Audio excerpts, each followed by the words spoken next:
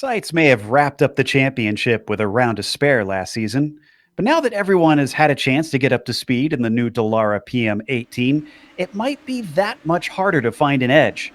As we saw last season, the drivers will need to be versatile as this schedule includes a mix of both road and oval courses. It all kicks off here in Australia at Phillip Island as we get ready to watch round one of the PRL Indy Pro 2000 series. And you'll see it all live here on the Global Sim Racing channel and the iRacing Esports Network. Hi, I'm Joe Peak, and with me in the booth is DJ Clark. Behind the scenes is our director, Sean Crackers Ambrose, and he's using cameras provided by Dougie Beard. Phillip Island provides quite a range of corners, and drivers will be tested to see where their road course skills are lacking. To show you what we mean, let's head to our track guide to get a closer look.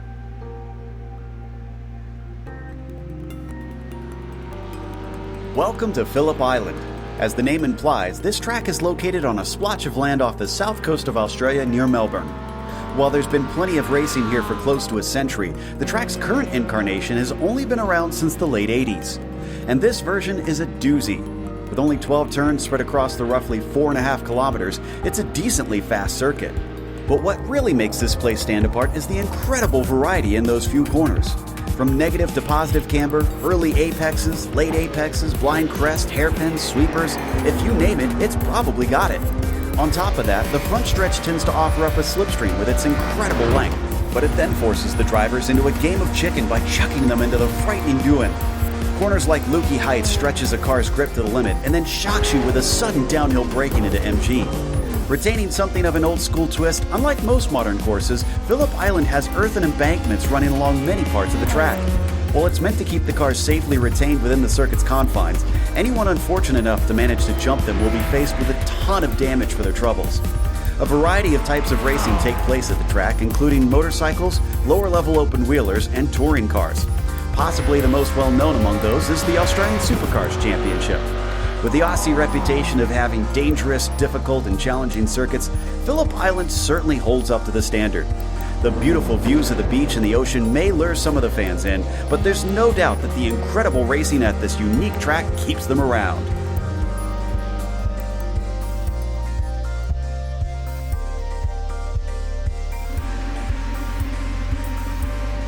See a few of the details on what's entailed in driving around here, but DJ, why don't you let our audience know the nitty-gritty about some of the stats of this place? Well, Phillip Island is a 2.762 mile, 4.5 roughly kilometer racing circuit, 12 turns. We're looking at about a 45 lap race tonight, or 45 minute race tonight rather. This track is known for its flowing long corners. In these cars in particular, we're going to be looking at a lot of ability to draft on the straights. It's a challenging circuit. It's an undulating circuit, and is one that if you are an experienced driver or you are an amateur driver, it will test you to the maximum. On that, I've always found it to be one of the tougher tracks to try and be fast here on iRacing.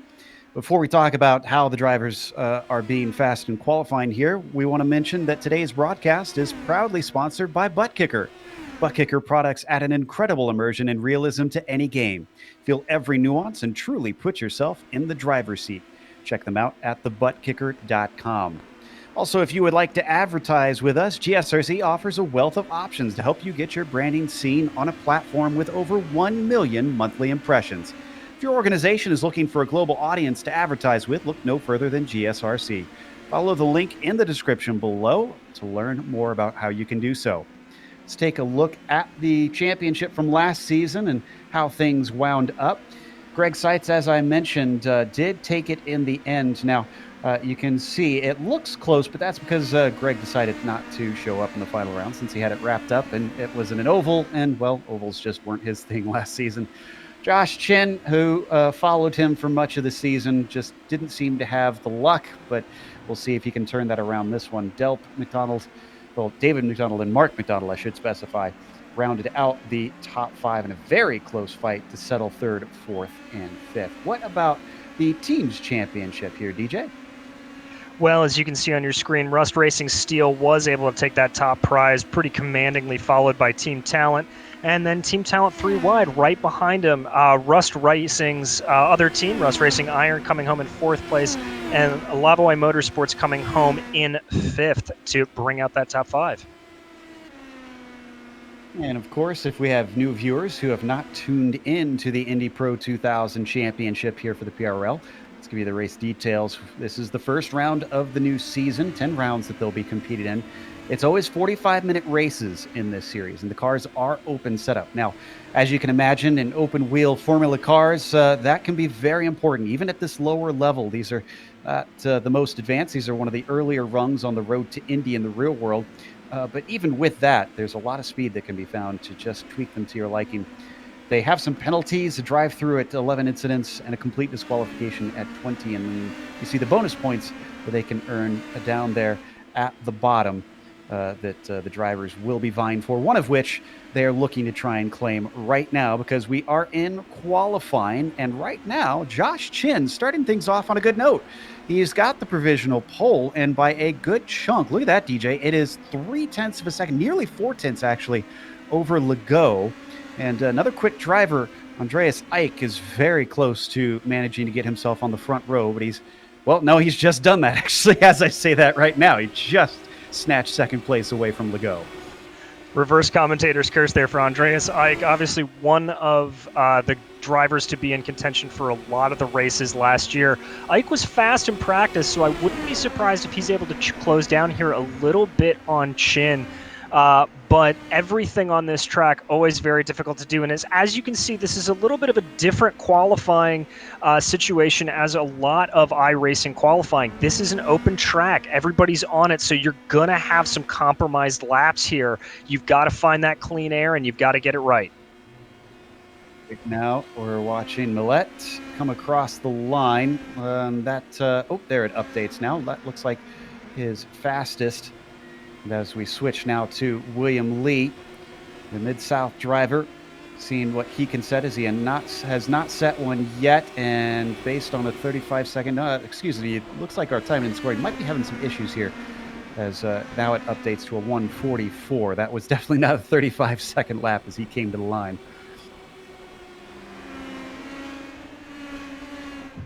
As we watch here, Peter Hebron coming around, just did a 1:23.8, and that's about a full second off of the leaders. That's going to put him back there. We look here, Andreas Eich on another fast lap. He looks like he's able to clear some slower cars. He may be able to try to get to Josh Chin here. We'll have to see. I think you're going to have to look at some of these drivers, and it's something we'll talk about in the race itself, but this long Gardner Straight, really, really cagey driver, maybe able to get a good draft here, try to get a few extra tenths out of it. That may be the way to go here in qualifying. Watching Andreas Eich, who is quick in the warm-up. Last lap, not an improvement there. It's Kevin Santana, in the meantime, also is trying to get quicker than that 23.5, but a 23.9 will certainly not do it. We were mentioning Legault, who was in second for a while. Well, it seems like the track is certainly picking up in pace as the tires come up to temperature in these cars because he's been shuffled down to seventh in the short time since I first mentioned him. And it is a relatively cool track out there today, 73 degrees Fahrenheit currently, with 23 degrees Celsius for the metric system people out there. Now, it is also quite windy. You can see 21 kilometers an hour. That equates to about 13 mile an hour winds, which is pretty typical for a track that is literally right next to the beach. That's right. You can see here on the screen some of the virtual birds when they get a good camera angle looking off into the actual beach that you see. What those temperatures are going to mean here for qualifying is that it may take a lap to get fully up to speed with these tires. They're going to be very, very cool at the start. And for the race itself, what that means is we're going to see less tire degradation.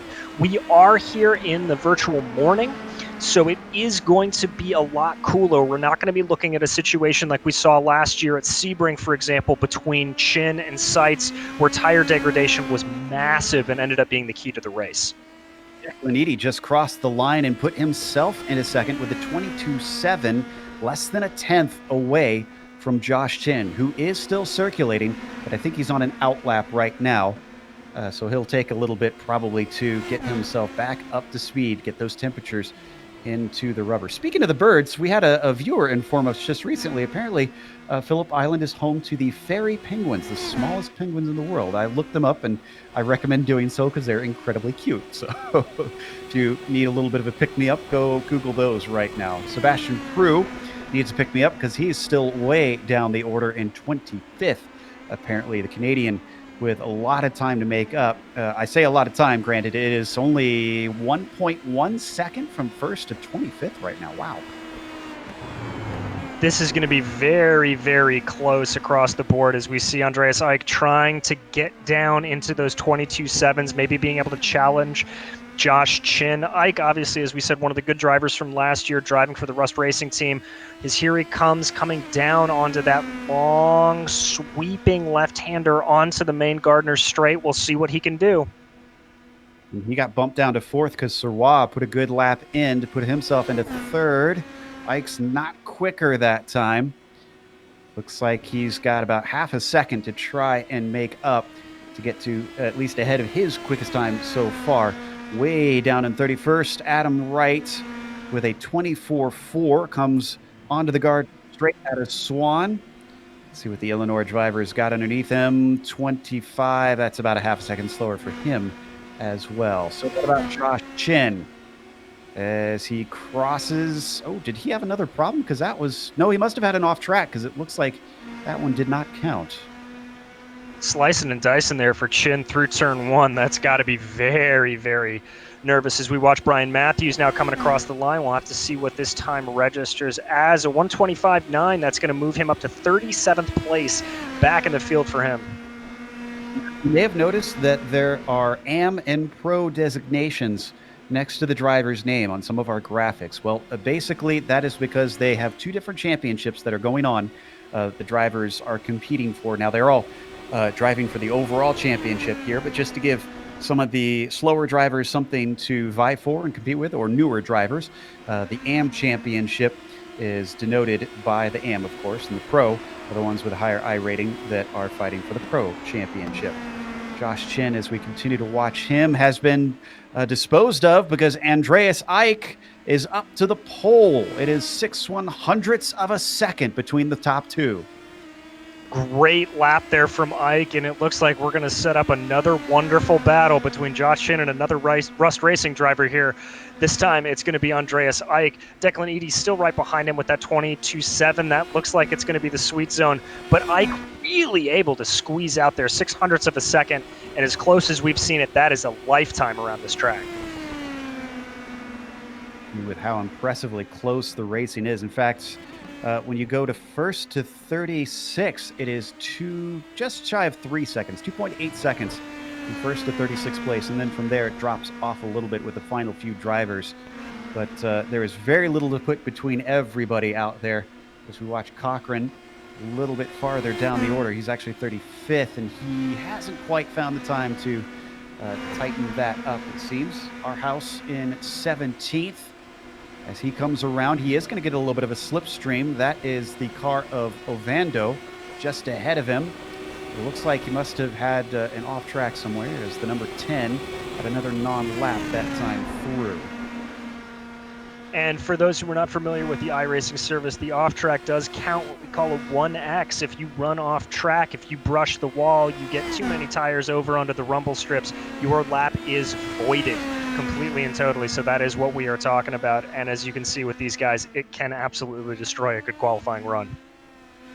Got to be clean out there. Duhamel has put a best time of 32nd. And that one's not going to do him any better. So the New Englander continues on, but he's running out of chances. We are just under a full lap's time here on the clock for qualifying. So everybody is now starting their final lap. We're looking at William Lee, another one that's a little bit farther down the order, 39th right now, and actually being overtaken by Don Bowden on the front stretch. But that's his quickest. And it won't improve his position, but at least a little bit of a mental boost for him. Not sure exactly what he was doing there. It almost looked like he backed off the line a little bit, maybe trying to get a little bit of a draft there coming out, or maybe just trying to steer clear of some of the faster guys. One way or the other, Lee's going to have to put in a stonking good time here to be able to get up out of that 39th position. Well, here's something tricky that I've just noticed. Ike is back out, but he is following behind Joshua Chin. I'm surprised Josh hasn't let him by, unless he really thinks he's on a good lap here, because essentially if he gets the slipstream and Josh has a great lap, he can lose whatever improvements he's made to Andreas Ike if he's able to slingshot enough of that slipstream and take the pole away. So as we watch our house come to the line, 7 seconds to go, Chin's going to be close on starting another lap. Here he is right there. He's just going to cross it in time. He does not improve And Ike, I think, is just going to miss it. He doesn't go faster. So that actually puts him out. Let's stay with Chin to see if he can take the pole right back. I'm watching other cars as well to see if we're going to get any other improvements. As you watch on screen here, Chin coming through this wonderful southern loop section, diving up the hill around the left sweeping corner and into one of the hardest braking zones on the track. This is the Honda corner. It's a tight right-hand off-camber hairpin. That's where we're going to see a lot of good passing in the race, but Chin just absolutely does it masterfully now as he works his way back up. You can see the ocean there in the background. Little bit of a slide there from Chin. He's off track. I think that's going to be enough to void his lap, if I'm not mistaken. That has got to be frustrating, but still, it's likely to be a front row start for him. As I'm keeping an eye, a few drivers have improved, such as David Hebert just now. And James Stacy as well gets himself up to 14th with a 23.3. And it looks like Chin will indeed be the last one through. In fact, looks like it was invalidated as into the pits he comes. And that is going to finish our qualifying. So let's go through that starting order. Andreas Ike puts it on the pole, trying to take this one to Joshua Chin and see if he could challenge him for a championship. Declan Eady manages to put it in third with Eric LeBlanc in P4. Inside of the next row, David Serrois, pretty good in these open wheelers. He's been in this open wheel Thursday night series for a number of seasons and through various cars and been competitive in each of them. Rafael Ovando starts in 6th with Alex Guyon in P7. Owen McLaughlin will be starting in 8th and Jimmy Hume in 9th. Olivier Legault rounds out your top 10. Bring it home in P11 is going to be David Rodriguez. Outside of him is going to be Andre Millette. Matthew Hall coming home in 13th with James Stacy to bring the car in 14th to start it out. Kevin Santana, one of the higher ranked amateur drivers there, is going to be lining up at 15th. Outside of him, Nathaniel Ward in 16th. Michael Broomhand in 17th, followed by David Cristolini, and then Andres Arhus, as well as Robert Bassau Jr. coming home in 20th. Andrew Wood qualified 21st with Aaron Roofs in the 22nd position. Then it's Christopher Richards next in line in 23rd. Tyler Scarali will be starting in the 24th spot with Dave Peterson behind him on the inside of the next row. You've got Sebastian Prue starting 26th to his outside. Peter Hebron will be starting 27th, and then Matthew Gunderson in the 28th position. Tyler Gore put it in 29th, and Don Bowden will be starting 30th. Sean Duhamel coming home in 31st. Adam Wright outside of him in 32nd. Barry Cochran in 33rd. Daniel Barnett in 34th. Paul Wildridge coming in at 35th. Brian Matthews in 36th. David Hebert in 37th, followed by Donald Olson back there in 38th. 39th, William Lee. And in 20th, not setting a time, Jean-Francois Matte. Not sure if he is here tonight or if he is able to qualify. For the last of the drivers to line up, you can see it is going to be a rolling start behind the pace car. That'll give them hopefully a little bit of time to get those tires up to sort of temperature. But I heard a lot of talk from the stewards before the race, DJ, warning drivers to be careful on the first lap. And considering how packed of a field it is, I would be a little bit concerned about my front wing if I was in the mid-pack. Very much so, and especially at a track like this when you're coming off of a rolling start. Now, turn 1 is pretty much going to be flat out. There's not going to be a lot of lifting. Turn 2, the southern loop, that's going to be, I'd say, a 4th, maybe 5th gear if you're a really gutsy corner. So it's a very slight amount of brakes. That's going to throw people off. They're going to try to throw it in there, so there is a massive probability for a stack up there. And then obviously as we come down into Honda corner, that hard braking off-camber hairpin that we talked about when we were following Josh Chin, I unfortunately think that is going to be the site of some mega wrecks, as people may just not be able to anticipate the sheer amount of cars trying to go through that area. Certainly seen plenty of them over the years on first laps. It can get messy if people get over ambitious. So see them coming through the southern loop, and there you see the wonderful ocean right next door. I'll show you just how close this place is to the sea and why we were talking about the wind coming off of that sea. That hasn't changed, by the way. It's still 13 miles an hour, about 21 kilometers an hour. So it looks like it's consistent, at least, and not gusting per se.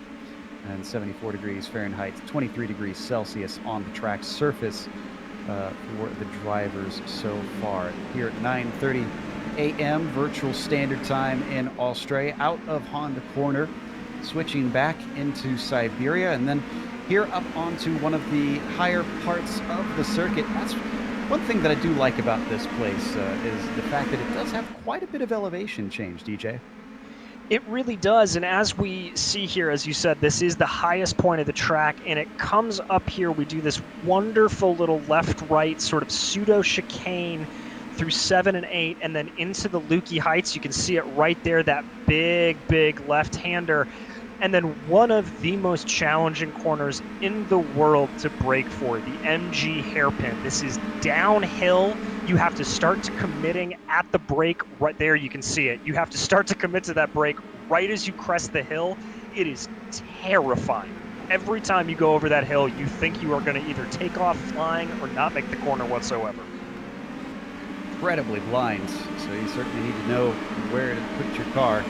Let's see if Ike can put his car on the top spot by the checkered flag.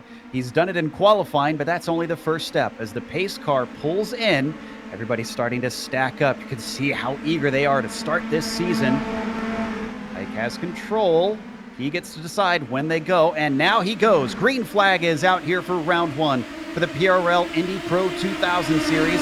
Who is going to get a good run on this long stretch down to Dewan?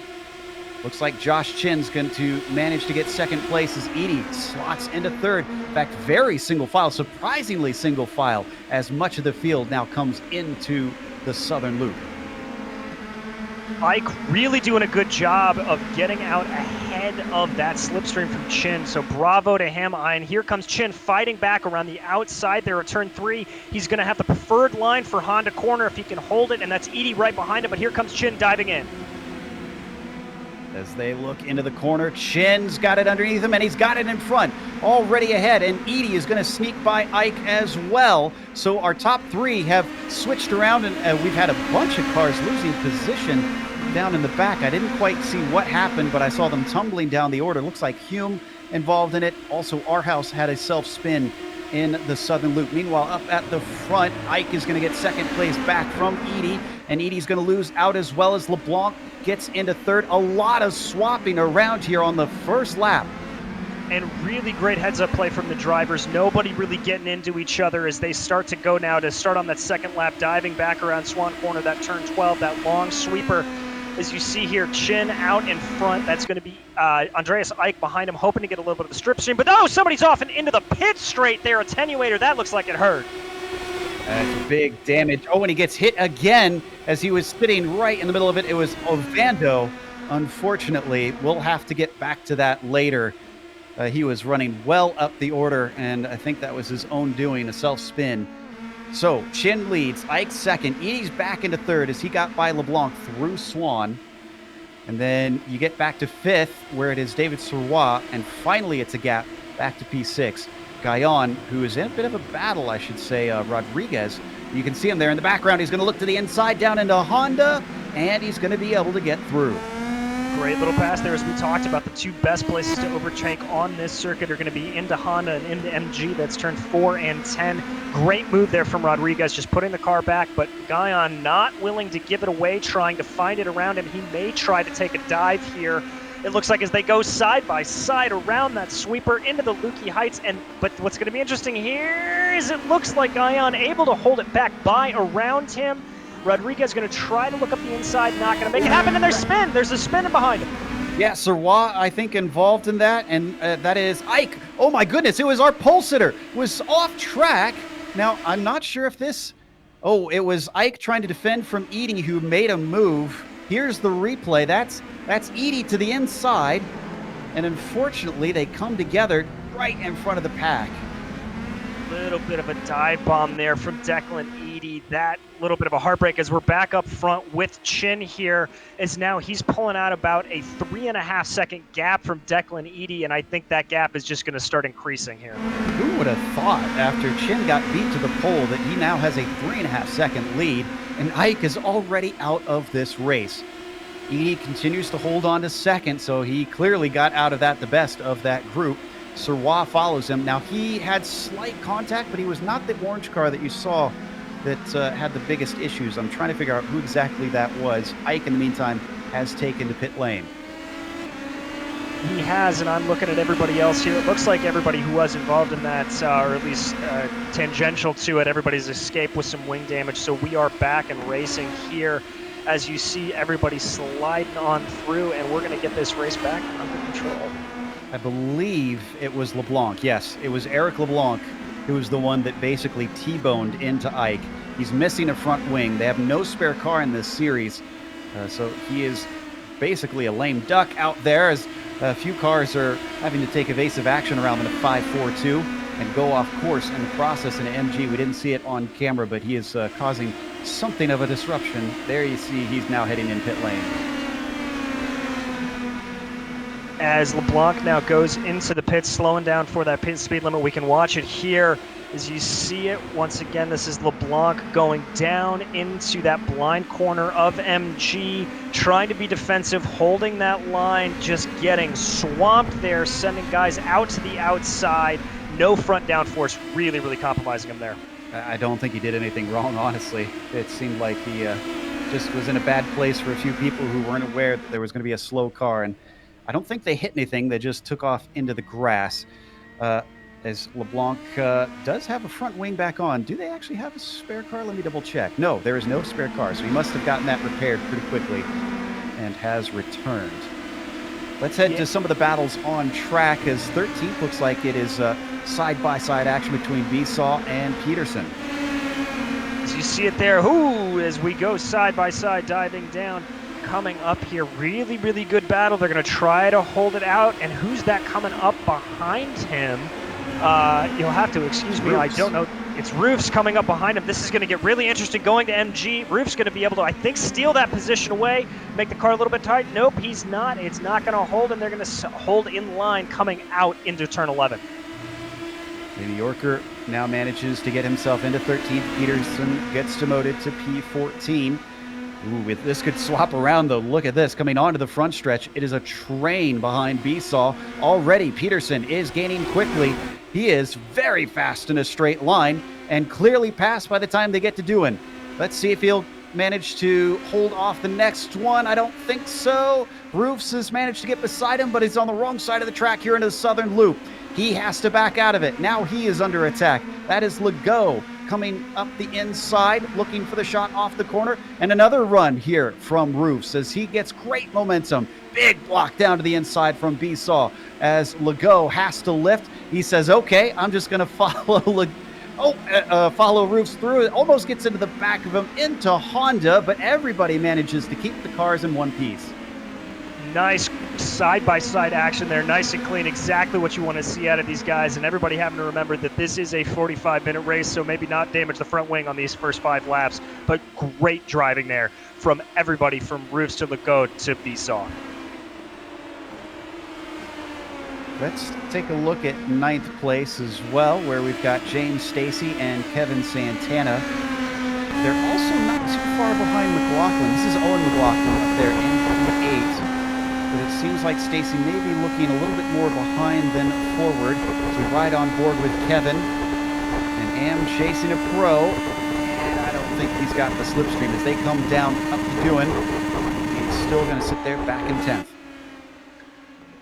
Yeah, our director telling us that he slammed into the limiter there hard, and that can happen depending on how you gear this car.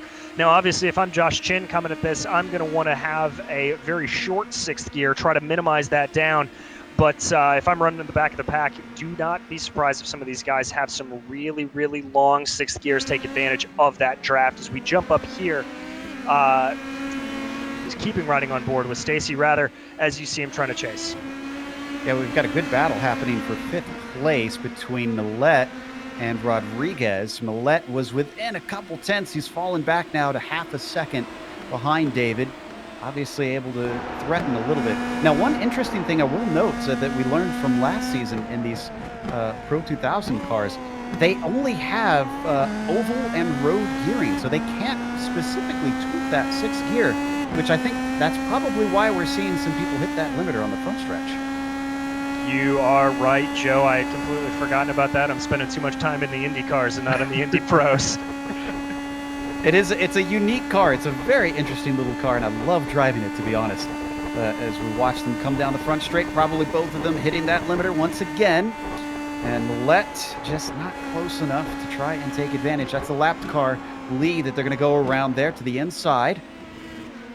It is, but what you see here, Millette's starting to get a little bit of a line there. I see a little wiggle from Rodriguez. That may open him up coming down into Honda. I don't know if this is going to be close enough. Millette may be gutsy. No, he's just going to keep it in line, keep behind Rodriguez, trying to just find the opportune moment here. Certainly looks strong in some of the twistier bits because he closed up quick on the first part of that lap. See if he can use some of these more technical portions on top through Hayshed now, the right-hander, and up towards Lukey Heights. He's getting there. He's closing in. They do pick some speed up along here, and that slipstream can help. They swing back to the left, plunging into MG. Different lines for each of the cars, but Millette off the apex, and just as he needs to close up, looks like he's not going to be there. Yeah, it looks like he got just a hair of oversteer coming there out of MG. Really easy to do in these cars. Yes, they are open wheel. They have front and rear wings, but very low downforce across the boards. Really, really easy to get the car slipping and sliding if you're not careful. On the front stretch once more. Seems that Rodriguez will live to fight another day. Still a lot of racing left to go. We're only 11 minutes into round one here. So we're not even into the pit window for these drivers. And we've had a lot of attrition. We should mention Ovando and Mate are out of this race as we take a look now at 7th behind these two. Cristelli and Owen McLaughlin are the ones fighting for this position. McLaughlin in the purple and green, Cristelli in the blue. And these are our two leading AM drivers, Cristelli and McLaughlin, both really here trying to keep it off. They've got to keep an eye open because that's Stacy right behind him, who's a pro driver, may be able to threaten if these guys start to get together. But right now, it looks like they're keeping it in line. McLaughlin's taking a bit of a wider line through there, maybe trying to force a mistake. It looks like things have gotten closer for Millette once again. But as they come through, oh, there was a huge bobble for Rodriguez. Tried to put the power down, and the car just did not like it through MG. Now up to Swan. This is going to be the best chance yet that we've seen for Andre. The 44 swings a little bit wide, tries to carry the speed as covering off the left side. Rodriguez knows which way he's going to have to defend into the southern loop. He'll be on the outside for Duin. No, he lifts. He's going to let him by. Interesting move there from Rodriguez. I think he just kind of wants to live to fight another day, recognizes that trying to go side by side there could be detrimental to them both. Lets Millette by. We're off to see if he's maybe just trying to play a long game here. Maybe he's thinking he can save a little bit of fuel, but we'll have to see about that. I'm not really sure what that call is to lift there, to be honest. Yeah, very unusual because he seemed like he was doing pretty good about holding him behind, and there weren't any crazy moves that we were getting out of Millette. Regardless, so it's his decision, and he knows how these cars race, as we've seen Rodriguez here in the PRL before. Let's look a little bit farther down to Dave Peterson in the number 35.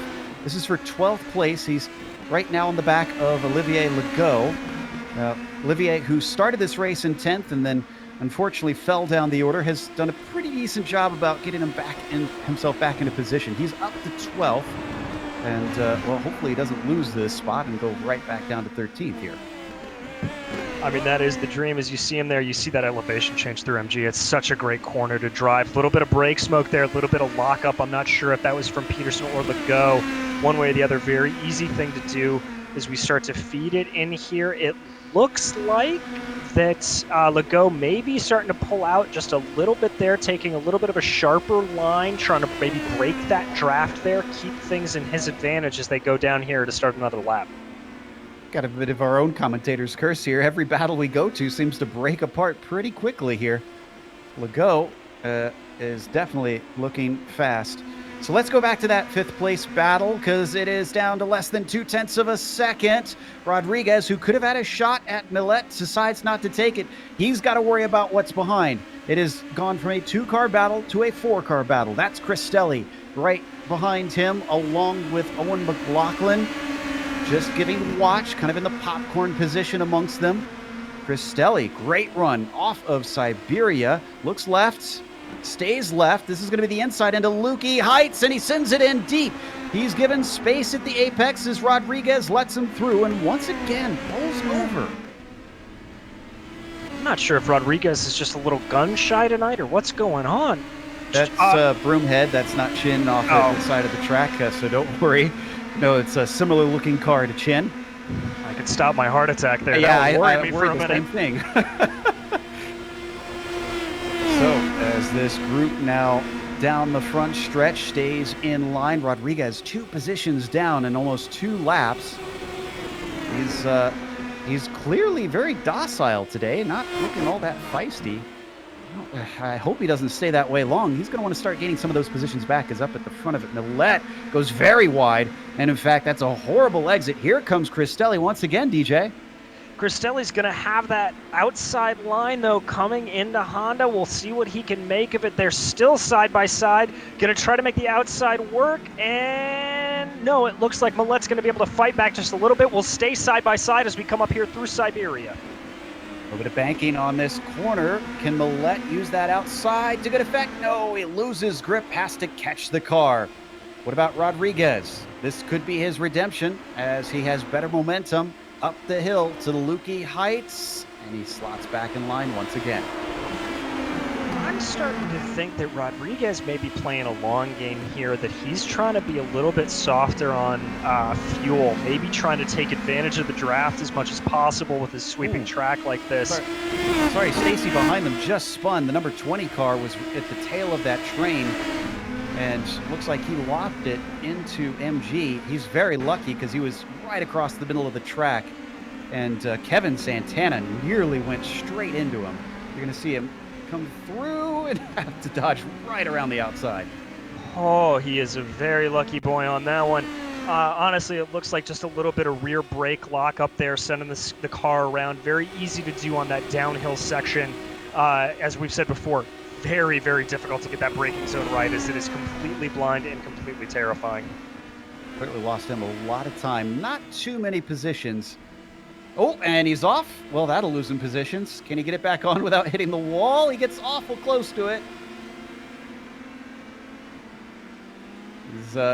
He's spending a long time out there. Eventually, you got to get to the track, bud. You got to go to the black stuff. Well, we'll put the cameras off of him as he tries to figure out where exactly the track is. We've headed over to 17th instead. This is Duhamel, who is second in line of a 4-car train. He saw, whoa, down to the inside. That's Scarali, who thought about a move into Honda and didn't quite pull it off. Almost reminiscent of our first lap kerfluffle there. As behind him, that looks like Gunderson. Oh, and Scarelli and Gunderson get into each other, I think. No touch between them. Scarali just went all the way to the outside, touched the grass, and looks like he's going to pay the price for it. Let's watch the replay. Pretty sure there was no contact here. There was a look to the inside. Yep, nope. Cars were not even close to each other. Either that or it's the worst net code I've ever seen. I hope not. We've got at least one driver, it looks, with what I believe is a scheduled stop. Adam Wright in the 87 is down on pit lane. So I wonder if that is kicking off the pit stops here. We'll keep an eye on that. It might not be. This is a long, long stop. Well, and it looks like he's missing a right front there, and while iRacing has updated their graphics, they don't do tire change like that, so I think that's a damage problem there for Wright. Millet is at it once again with Cristelli as he looked to the inside. Oh, Millet goes off! But there it is. Just completely lost it, and Millet's going to lose multiple positions for that in the 44. He was fighting with Cristelli yet again, and the car just got all sorts of loose. Watch this. Diving in here. Ooh! Good catch, though. Very good catch, as it just it looks like porpoised down on him, started to lose it Heck of a catch, and he's still back in 8th and able to catch up, only 2.7 behind, it looks like. So he may be able to catch back up to this fight, maybe try to go for an undercut here, as we're just now entering what I would anticipate being the actual pit stop window. So he may want to change his strategy as a way to get up in front of these guys. From 5th down to 8th for Millette. Meanwhile, it was from 2nd to 1st for this guy, Josh Chin. He has the King of Chins as his streaming identity.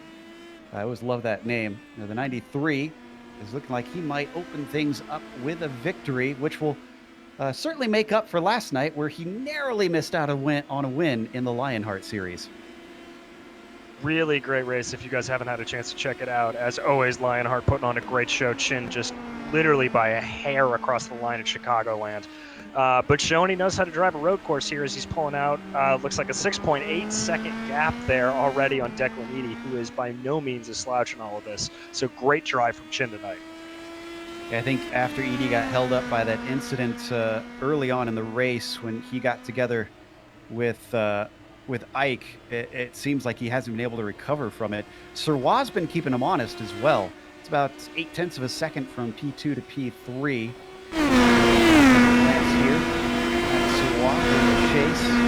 The number 19 started this one in P5, up 2 positions from the start as we hop on to the helmet cam. You really get a sense for the speed. It may not seem like they're that fast, but in a single-seater, it always seems so much faster when you're inside the car. It very, very much does, and you can just see how quickly everything is blown by you. And Serwaz really doing a good job here, just keeping everything under control. Certainly staying in the draft range of Declan Eady. Maybe just banking on a mistake. If Eady is a little bit shaken up from that first lap incident, he can certainly pounce here when the time is right. I mentioned earlier that we've lost a number of drivers, so here's a small update for those wondering. Mate is out, Ovando, Ward, Hall, Lee, Barnett is gone. Wood has been taking repairs for a long time. I doubt he's going to be back. Prue is out. Same thing with Broomhead being stuck in the pits for about 5.5 minutes now, taking repairs. And then we saw Wright, who was missing a corner of the car, seems to probably be a DNF'd or will be out of the race. Looking at 10th place, Richards and Legault. Legault has been in the thick of it with him having to recover, and he's made up one more spot since we last looked. He's in 11th and very close to taking up to the top 10 here. He is indeed chasing down Richards here with those lime green wheels. I kind of love that. Really easy to spot. As you see him here coming onto the main straight, trying to line up in that draft, seeing what he can get working down as we are working now lap 16. As he starts to dive to the inside, maybe thinking about it. Nope, got to slot back in line into Dune. Very, very close. He's starting to threaten. 88 just giving watches. We now hop on board with Richards, looking back over the rear suspension. Let's see if he can get the run to Honda. No, this looks like a fantastic exit for the 49. He's going to be safe for the time being. It'll take an almighty dive from Legault. He is going to look, and he's going to try and shake him off the apex, and he does! Maybe slight contact between them through the hairpin. Somehow they keep going. Oh, and now he gets into the back of him. That's going to spin him around as Legault keeps going. And Peterson is able to sneak through. How much damage is on the front wing of that 88? Well, on that first hit, it didn't look like there was anything, but I don't know coming through that second one. I think that's just one of those incidents of getting a little bit impatient there for Legault, getting held up and just wanting to push it as hard as he can. As we take a look here, looks like, yeah, wings hanging off, so he's going to have to come in quickly if he doesn't want to lose any time, especially as we see Peterson really starting to harry him here as he comes around the closing stages of this lap. Yep, there he goes. And this is probably the right call. This is one of those cars that has the new damage model as well, because you have to worry when that happens. If it's loose, it could do like it does in real life, DJ, where it falls underneath the wheels. And I have had it happen to me on this car. I'm not proud to admit it, but I hit the wall and definitely had it run off and pop under my car. And when it goes under those wheels, it is terrifying. You have no front drive. You have nothing. As we watch here, as Legault gets that pit stop, getting that repair on that front wing, and it'll send him back on his way here with an extended stop for the repairs. There we go. And back out and going. Almost loses the position in that. Trying to figure out who that is behind him. That almost jumped him in the pit stops. That would be Wright. Oh, so that Wright, actually, that's Adam Wright. So he's many laps down. So that wasn't for position. He just happened to come out at the same time. Eric LeBlanc is our highest pitter to have taken a scheduled stop, I believe. The 5:42 sits in 16th, 11.3 seconds, which is about a standard time. And that happened, let's see, how many laps ago did he do that? That 14 laps ago. Yeah, he came in on lap 3, so he's not going to be able to make it to the end, unfortunately. But as we see up in front, we have Syrah, Cristelli, McLaughlin, and Millette all diving into the pits here, as it looks like the pit stop sequence has started. Ooh, it is a pit party for sure. And it's going to be Syrah first into his stall and first out. Nice clean stop for the 19. Up next to if we got, is that Cristelli? Yes, it is. Cristelli, the next one out, well behind Syrah, but similar pit stop times, each about 7 seconds, half a second slower for McLaughlin as he returns to the course. Now, they are told that they have to take, or they have been instructed to take the outside pit entry. Chin, we can see now, dealing with a little bit of traffic since he decided to stay out. They said the stewards will look at it if you take the other pit exit. But I did not hear if there would be automatic penalties, just the stewards would look at it. So they asked everyone to use the long one for the first round. No word on the penalties there, but we'll see. As here we have the leader, Joshua Chin, coming into the pits. We'll have to see if anybody follows behind him. Maybe Declan Eady. Yeah, Declan Eady coming in as well behind him. I wonder if this is the end of the fuel stop length that they can go, because I see Guyon in, Rodriguez, pretty much everybody into the pits now. In and out for Josh Chin. And I believe, was that Ike that we saw? Yeah, that was Ike. Oh, he's been in pit lane for about a minute. Did he have more problems? I'm double checking real quick to see if I can figure out if he's had, oh yeah, he got caught up in a wreck with Brian Matthews. I doubt we'll be able to find the replay on this one, but that'll end Ike's miserable day after starting it on such a good note with a pole position. Bad day going from bad to worse there. As up in the front, Joshua Chin's good day going from good to better as he's now out to about an 8.5 second advantage. Top 3 separated by 11 seconds. Is Declan Eady able to get a good jump? As we jump back to P5 here, that's Rodriguez and Cristelli taking another look on the inside. We'll have to see if after the pit stops, Rodriguez is going to be a little bit more aggressive. Cristelli diving down to the inside on Honda there. Rodriguez once again just kind of letting him go, not putting up too much of a fight. Looking to the outside, but not really taking any hardline moves there. Cristelli gets it with ease. A textbook maneuver down into Honda will gift him 5. He's about 20 seconds off the leader. That is the pace that Chin is running up at the front. The rest of the field really has nothing on him. Incredibly, though, we still have 25 cars left on the lead lap. So even though he has been quite fast, there are a number of drivers that are at least keeping on the same lap as him. 18 minutes left to go. No guarantees that that will stay that way until the checkered flag here. McLaughlin, did he just lose a spot to Millette? I think he may have. I believe he did, yes. That was a mistake down into MG. Just simply went a little bit wide. Let's take a look at the replay. And Millette was on the ball. He snapped that up with ease as soon as he saw that car go off. There you see the tail end of the incident there. Heads up play there from Millette, just able to take advantage of any missed opportunity that we've seen. Kind of frankly, a mid-Ohio move there on a place that's not great for overtaking. There you can see the full thing gets over into past those rumble strips into that AstroTurf, and Millette just comes stonking by. Great heads up. So Millette, remember, he fell down a few positions when he went off up at, this corner that they're coming up to now through Siberia. Got loose and fell down about 3 spots. He's made one of them back up. It's about 5 seconds up to Rodriguez from here. So that's going to take a huge concerted effort from him if he wants to get any of those spots back that he lost. Through the order, see if we've got any battles. It seems like the pit stops may have separated a number of people, and could be a case of everybody trying to buckle down and just put the laps in from here. As we may jump back here to a good little battle with Bowden and Gore as they start to separate out for 12th and 13th, diving down there into that hairpin, coming back up. Gore trying to make up some ground, less than a second between them. We're going to have to see how this shakes out. Or, of course, the teammate to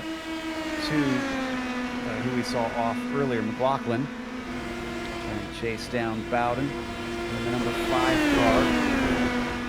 This has got to be a little bit frustrating with the limiter on these cars going off partway down the straight, such a long straightaway, and can only take advantage of that slipstream for what seems like about half of it. There is nothing more frustrating than that limiter coming on, believe me. Whether you're at an oval or at a long straight like this, it is just absolutely the worst thing you want to hear. Not only is it an annoying noise, but you know that it's stopping you from being able to complete that pass. And it just means that you've got to make up the time through the twisty bits. As you see there, diving down the inside, trying to get a little bit more on corner entry. It may cost Gore just a little bit on corner exit, but he's able to keep the times up, bringing that down a little bit, down to about 0.5 of a second, so he may have a bit of a run here. Certainly looks faster on this portion of the course. You were saying has to be better in the technical parts, and it seems to be the case as he gets close up to Lukey Heights, but then starts to fall back as the arrow wash loses him a little bit of ground, plunging into MG. He gets within a car length. This is where he's really got to get a good exit, and I think he is much closer than the last lap through as they come to the front stretch. He is. We're on the front tire here now. You're going to see if he's smart about how to play this, is he actually wants to get a little bit of the slipstream and then dive out of it if possible. That's going to be able to keep that rev limiter under control. He's going to just stay right here. He's a little too far back to take full advantage. Going to try to keep it down, keep it close. Once again, you mentioned that arrow wash really starting to play an issue here through these fast 1 and 2. He's going to try to run a little bit wide, get some clean air on that wings, not really able to help that gap, stretching still at about, hovering at about 0.5 second. So we'll have to see if he can maybe make it work into the hard braking zone of turn 4 into Honda. Not giving up on it, but he's not there at Honda. This is where he started to close in this portion of the lap last time through. To give him an opportunity maybe into MG. It's always surprised me. Always a little bit of a catch there from Gore coming through Siberia. Costs him a couple car lengths. It surprises me, DJ, how hard it is to pass through MG with how slow that corner is.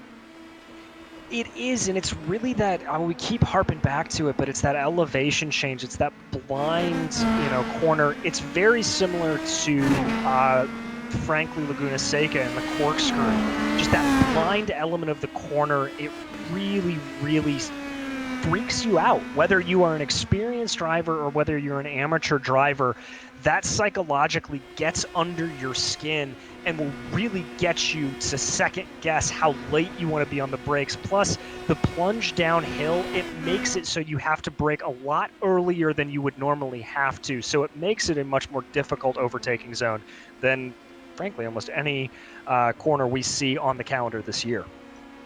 Gore falls back. All that time that he gained slips away from him once again. So that battle will have to resume later if he can get that ground back up in that 07 machine. Now down to 12 minutes left to go. Credit to Declan Eady. He fell away when that mistake happened, when he had that little incident there with Ike. But I don't think he's lost ground since then. I think it's been pretty much even pace since Chin. Wonder if we could pull up a lap comparison between himself and Chin to see what they've been doing. Because we'll see if it works or not here, but it seems like Eady is actually holding pace with him. He is, and if he's losing anything, you're talking about hundredths a lap. I mean, there you can see it. I guess Chin has been able to pull it a little bit. Lap 22, though, it looks like that being the big kerfluffle there, but keeping a relatively decent pace, not having huge chunks fall out of it.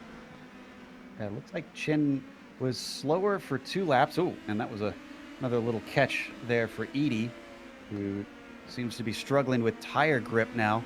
It's 78 degrees Fahrenheit, so the temperature has gone up somewhat, not huge amounts, and still really shouldn't be a case where I'd think that the track is outrageously hot. You can see 26 Celsius as well. Exactly, and with the 13 mile an hour, 21 kilometer per hour wind, that's going to keep surface temperatures on those tires down. So wear not really being as big of an issue as we've seen. That said, you run a piece of rubber for 150 miles an hour over tarmac, and it will start to degrade unless you are very careful with it. So that could just be an instance of it. Something else to keep in mind here is who's coming up behind. David Syrah, only 1.3 seconds back or so, according to my timing. So Edie's going to have to watch his back here as Syrah's really starting to claw him in. Not what he's going to want with 10 minutes left to go in this race. So still a lot of time for Syrah to be able to do something if he can get within striking distance. But it's always one thing to catch a car. It's another to try and pass it. We say that a lot in racing.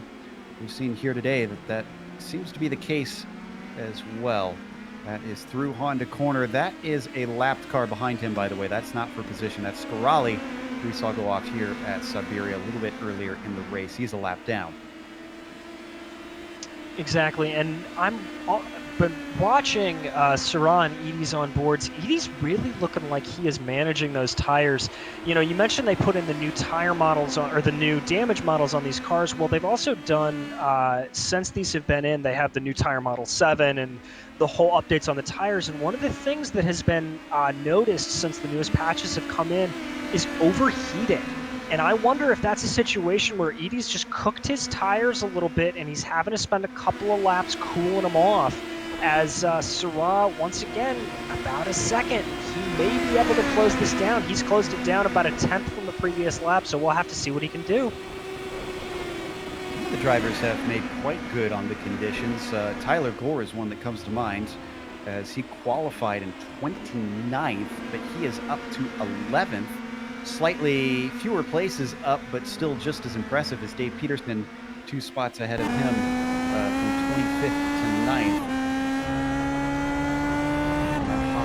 Board. I believe this is with Gore going on to the main straight right now. Number 07 actually didn't get any practice laps in that I'm seeing, as there's no time set for him in practice, so maybe he came straight into qualifying and just did the best that he could. That makes it an all the more impressive run there from Tyler Gore, as he's really, really done a wonderful job with this. One of the higher ranked AM drivers, I've got him currently sitting at about 5th, I think, if I'm just quickly looking at it. So great drive from Gore, wonderful start to the season for him. You know, you mentioned Syrah a little bit earlier. Well, it's come down 2 more tenths.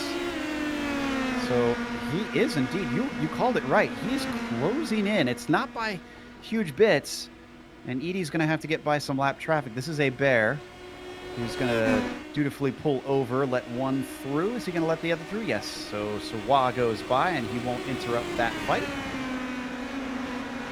He won't. Both drivers very thankful for the way that happens. Listening to the engine note on Syrah, you know, he's only hitting that rev limiter, I would say, maybe 3/4 of the way down the straight, so really able to take advantage of a lot of speed.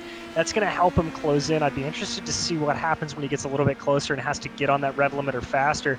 But there you can see that concertina effect, obviously bunching the 2 cars up a little bit as he pushes out. Once again, though, Edie just taking a little bit wider apexes there, not nearly as tight and aggressive as Syrah. We'll have to see if Syrah's tire is going to hold out on this, or what's going to happen to the both of these drivers in the closing stages of this race. A little bit of dirt kicked up there by Edie. He is definitely using every inch of the track. Well, let's take our eyes a little bit behind them, down to 9th. Whoa! And this is closer than I thought it was going to be. Legault, who has made it into the top 10, back to where he qualified, is on the back of Dave Peterson, the number 35, who you see with the green rims there, and very much applying the pressure as they climb up the hill through Hayshed and into Lukey Heights. So Legault now looking to make positive inroads from where he began this race, but can he do it in the final 6 minutes? Well, he's going to dive here to the inside on MG. Not going to get the pass done, but just going to put a little pressure there on Dave Peterson. See what he can do. Takes a wider line there through turn 11, trying to maximize his speed. Lines up through Swan, going to take full advantage of the draft here.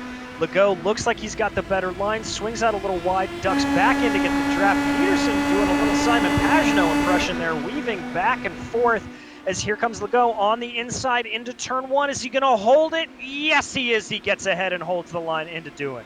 Legault says, let's go, and he gets into 9th with that move. Peterson didn't seem to have much to try and defend. So, and something must have happened to Serrois while we were watching that fight. He's fallen another half second behind Declan Eady. It's been a small mistake from the 19, and considering how few laps they have left, that might have sealed the deal as long as Eady himself doesn't make any mistakes. We're going to stay here with this battle as it looks like Peterson's not going to say goodbye at all to Legault. Going to keep this as feisty as he can. I like this spunk here coming out of Peterson. This is fun to watch. So Olivier, who is having to go defensive after being on the attack for a few laps, comes down into MG. Both of them really pushing hard as the cars absolutely slide into the corner. Oh, and look at how much that hurt Peterson, though. He falls away, and it's up to 0.7 of a second. He's going to get a bit of it back on the Gardner Straight. He may be able to get it back. Once again, doing that massive weave there, trying to break the draft. No offense to Simon Pagenaud, by the way, on that previous comment. If I was leading on the last lap of the Indianapolis 500, I would have done the exact same thing. Oh, yeah. Same here. We've had a big wreck with Eric LeBlanc. The 542 is off track, and I think that is out of the penultimate turn, and I think he found the barrier from those tire tracks. Yep, there you go. There's the replay, and boink. He unfortunately damages the right rear enough that I think the day is done for him. As we ride on board with him here, you see it just putting down a little bit too much of that pressure, a little bit of snap oversteer, tries to catch it, comes back around. And we keep mentioning it, that new damage model, even just that little boink, they're accurately going to have the suspension act as the suspension is. As we see him come down the pit lane here, I think that's going to take a little bit longer to repair than iRacing allows. Yeah, 4 minutes. Yeah, I think he's done for the day. He'll know once he pulls in there. So that battle we were watching before is stayed somewhat together. It's still about half a second between Legault and Peterson as they enter the front straightaway, and Legault learned from Peterson as well. You can see him weaving back and forth, maybe not to the same extent, but certainly trying to break the slipstream as much as he can. Trying to do what he can on that straight, and obviously, as we've seen, it's not as necessarily effective. As we're hearing that Stacy's had a bit of a problem here, not sure entirely what happened. We're looking back, maybe losing it out of the main straight. There he is on the front and the pit lane. Yep, same thing again, going down into turn 1. Just gets a little bit, he's fine through there. We come down into the southern loop. Loses the back end, little snap, gets off and into the kitty litter, and that's going to lose James Snacy's day for him. Man, we're seeing this a lot, that the cars are getting looser and looser as the race goes on. I wonder if that's something everybody's going to be watching setup-wise this season, trying to figure out how to keep it more stable by the checkered flag. This is our leader, who's been quite stable all race long. Is that a battle for position in front of him? I think it is, but it's 2-lapped cars. So he's not going to want to get caught up in this. Now, he has time to be patient. It is always a danger when those drivers are paying attention to each other more than they are you lapping them. It is, and as someone who has been on the end of getting passed rather than the one doing the passing, I can tell you that being that lap traffic is absolutely terrifying because you don't want to lose that position.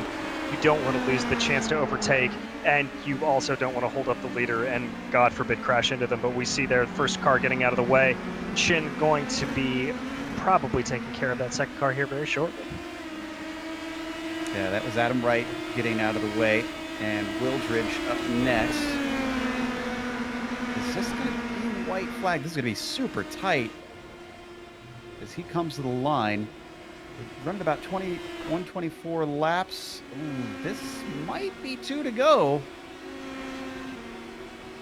I think we're at 2 to go there. So hopefully, another thing that we haven't talked about, which really we haven't considered yet, is fuel. Hopefully Josh put in enough for an extra lap. Well, on my calculations, I had worked out that they would be able to go about 33 laps, so I think he would be okay. But we'll have to see here. This is going to be very tight for Chin, and we may see some mega fuel saving. We may see an IndyCar run here. This could be interesting. Here as we hop on the helmet cam. He's lifting. We'll know when he gets up to Loopy Heights.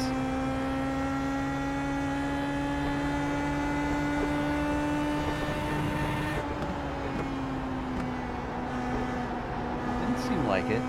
Yeah, that's a relatively racing line through there, so I don't think Chin's going to have any fuel concerns whatsoever, but we'll see. I mean, you know, we certainly thought that Scott Dixon had it when he was at Chicagoland, I believe it was, when he ran out of fuel coming onto the last lap and let Dario win it, so we'll have to see. All right, down into the line. Clock ticks down. And 1 to go. White flag is out for Josh Chin, with now a 11-second lead over Declan Eady. We haven't reported on that gap recently. I think that is more a mistake from Eady than it is the pace of Chin, because Sirwa, who was 1.6 seconds back last I looked, is now down to 0.6 seconds behind Declan Eady. The race is on for P2. Yeah, I jumped back on board with David Sirra there, watching Eady. It looked like he may have gotten held up a little bit by lap traffic, but I am not 100% sure on that. That gap back up to about 8 seconds. It looks like Eady's starting to put the pressure away as they dive into Honda here, but Sirra starting to close up. Eady really going to have to make sure he gets these corner exits right to keep up the speed, not give Sirra any sort of an opening. Down to 16 cars left on the lead lap. I said there would be far fewer still on that lead lap when we got down to the end of these 45 minutes. And the end of those 45 minutes are now here as they approach Lukey Heights. But our leader, Josh Chin, is out of the final corner, or into the final corner rather, up through Swan, flat out from here on out. He could coast to the finish and still take this. Chin opens up a hopefully championship run with a win here in Australia. Great run to start the year off for Joshua Chin. Obviously the bridesmaid last year is coming across the line here. Definitely able to hold off David Sirra for that second place. Good run from the both of them there. Go and Peterson, the only other drivers on the lead lap in a close position battle. This is for P8. We've only got a couple more corners to go. As long as Legault keeps this one clean, he should have it. And indeed, Olivier swings it out of the penultimate corner and now comes onto the main straight with Peterson not able to respond. Still top 10 for both of them, something to be proud of in such a large and talented field today. Cristelli going to round out those top 10.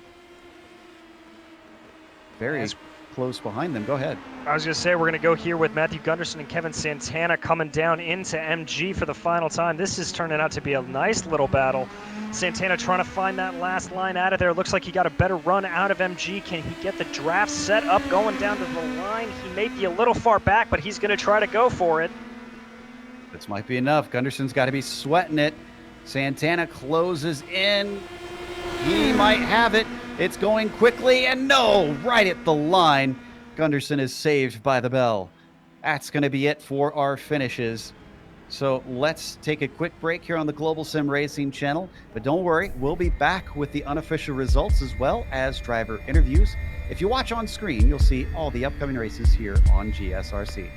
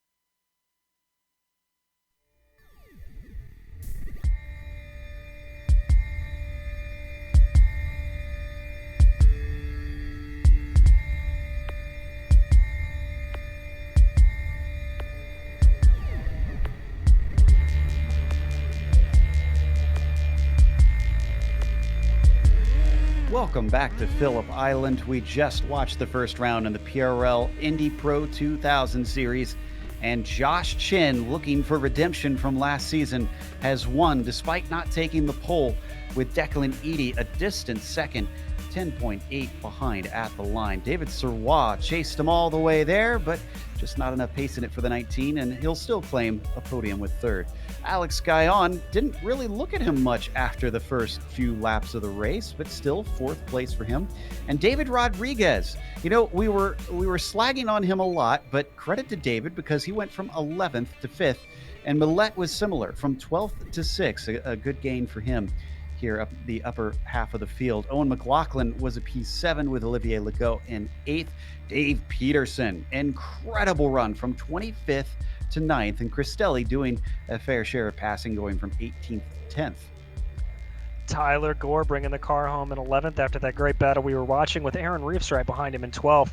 Christopher Richards in 13th, with Matthew Gunderson in 14th, Kevin Santana in 15th, and Robert Bissau coming home in 16th.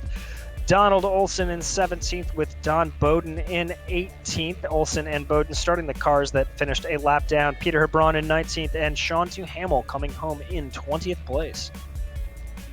And 21st, it was Tyler Scarali, who had a few scuffles out there. David Hebert was behind him in 22nd, and Barry Cochran was 23rd. Last driver a lap down. Anders Arhaus 3 laps down in 24th, with Eric LeBlanc in 25th. These are the drivers who had major issues, had to take a lot of repairs. Stacy in 26th, Wildridge 27th, and Wright in 28th. From there, you get to DNFs for the day. A lot of them, even though it was a 40-car field. Just certainly seemed to be a troublesome one. We've got our winner, though, with us here today. Josh, congratulations on a victory. Considering you had to come home in second in the championship last season, this has to feel good, starting things off with a win. Yeah, obviously kind of wish it was, racing against Greg and the rest guys this season, but they decided they didn't want to race. So overall, it was a really fun race. Sucks that Andreas and Andrew didn't get the finishes they probably could have, but we'll go on and we'll get them the rest of the season with it. Yeah, there's still a lot of racing left to go, of course. Now, you got up to the front very quickly. It was a tight battle for that pole position, but it seemed like you wasted no time in trying to get in front of them. Was that by design? No, it was kind of an accident, actually. I got ahead of Andreas and made a mistake and kind of bottled him up a little bit. I figured I was just going to run behind him in second the whole race and try and make something work late, but got the move done and accidentally put him behind, and then he had his mistake and his wreck. Now, you missed out on a win on an oval last night, but speaking of redemption, you've got a chance to try and make that right next week at Phoenix. Think you can do it over at the old version of the track? It'll be tough. Andreas will put up a good fight as usual, and I think Andrew will run pretty well as well, and I think Austin might run. So we'll have some competition within the team, but we'll definitely have a good shot. The car will be fast. John normally brings a good car for ovals. Awesome stuff. Well, that was the King of Chins taking the victory here today at Australia, Joshua Chin. Up next, we've got DJ talking to Declan Eady, who couldn't seem to quite run him down. Yeah, Declan looks like he just never had quite the speed for Josh, but certainly held your own out there and drove one heck of a race. How was it out there? I mean, it was a bit of a battleground. My teammates, David and Andre, definitely keeping me posted on what was going on back there. But yeah, I drove the race that I thought that I could. I think I got everything I could out of that car. I just want to apologize to Andreas. I clipped the grass at the apex and kind of pushed out and turned him on lap 2 there. So I just want to apologize for that move. But yeah, overall, I mean, it was a pretty good race. David kept me honest the whole time, made sure I was under pressure. So can't really complain with that result. No, it's a certainly good start to the season. It looked like a little bit David was starting to close you down with about 5-10 laps to go. We were speculating maybe some tire wear. What was going on? I think I was just getting in my own head about lap traffic and strategy and trying to, stay with Josh. And then once he started pulling away, I just kind of started to lose focus. And then I guess seeing David in my rear view kind of snapped me back. So yeah, definitely that's good on David, for getting in my head a little bit. but I don't want to make that a pattern. No, I feel that. How you feeling about Phoenix, and anybody you need to thank tonight for the great result? Yeah, so Phoenix last time did not go quite as I wanted it to, but confident that we've got a good setup going so far, and yeah, I feel good about the ovals in general. And I'd like to thank Britzy, Butt Kicker, G Performance, and Formula Hypersoft for making sure that we have the gear we need and that we can look in tip-top shape. Well, thanks, Declan, and we'll see you next week. Joe, I believe you are here with our third place finisher, David Syrah. Indeed, I've got David with me. David, congratulations on a podium. Tantalizingly close to Declan for a good chunk of the race, though. I mean, what did you have to do to get up to him? Because it seemed like you were there, but never quite ready to attack. Yeah, thank you, guys. It was a good race. Yeah, in the first half of the race, I didn't want to enter a fight with him and lose a lot of time. So I decided to stay behind him and just lift a little bit and save some fuel in the first half of the race. Then after the pit, I was never close enough to try to pass him. So. Anyway, third place is I'm very happy with third place. It's way better than what I was expecting. What was the car like from the beginning to the end of the stint for you? We were just talking to Declan about how his looked super loose towards the end. Are you noticing with this latest build that it seems hard to keep it consistent over the course of the race? No, my car was very consistent all race long, but I was not pushing as hard as Declan was doing, I think. So maybe my tire were a little cooler compared to him.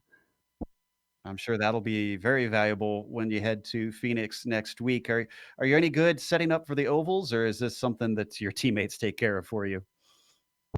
That's my teammate. I don't have any talent on oval.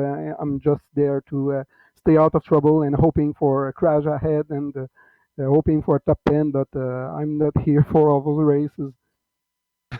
Understandable. It isn't everybody's bag, but thanks for talking to us. Congratulations on a P3, sir. Thank you. Thank you. Thank you. Thank you. That was David Syrah, who took a podium here today off of 5th on the grid. That's going to close us out.